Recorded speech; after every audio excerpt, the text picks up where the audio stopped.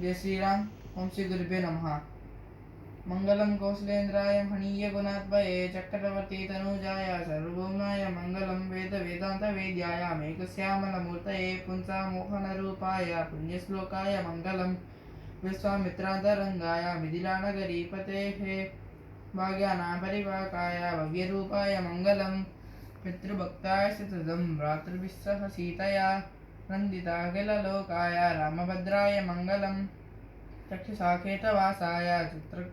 चक्षुषाकेतवासाय चित्रकूटविहारिणे सैन्याय सर्वयमिनां धीरोदाराय मंगलम सौमित्रिनाथ जानक्या चापबाणासिधारिणे संसेव्याय सदा भक्त्या स्वामिने मम मंगलम दंडकारण्यवासाय खंडितामरशत्रवे रुद्रराजाय भक्ताय मुक्तदीयाजस्तु मंगलम पादरं सबरिदत्तफलमूलाभिलाषिने सौलभ्यपरिपूर्णाय सत्यदृक्तायस्तु मंगलम्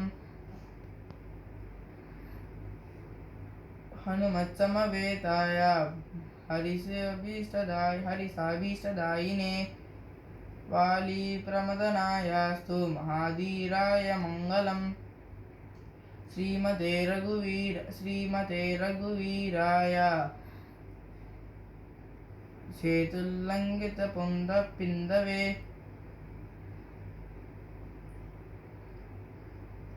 श्रीमते रघुवीराय सेतुल्लंघितपिंदवे जितराक्षसराजाय रणधीराय मंगलम्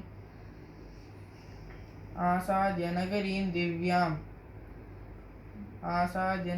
दिव्याम् अभिषिक्तय सीतया राजाधिराजराजाय रामभद्राय मंगलम्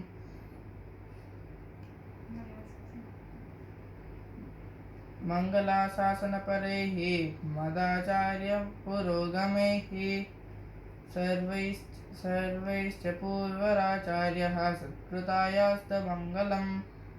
हरे कृष्णा। श्री राम।